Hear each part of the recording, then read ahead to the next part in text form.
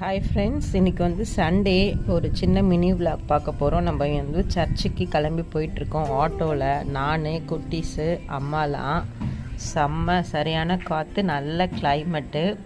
Beach ரோட்டில் பார்த்திங்கன்னா சன்னு எல்லாமே செம்மையாக இருந்துச்சு.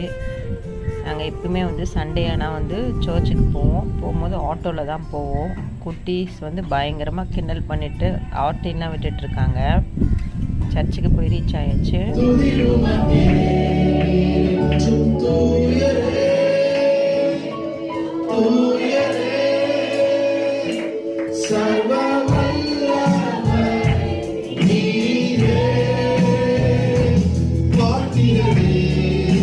சர்ச்சுக்கு முடிச்சு வீட்டுக்கு வந்துட்டோம். இன்றைக்கி பார்த்திங்கன்னா ஜாய்ஸுக்கு வந்து பர்த்டே, 11 இயர்ஸு.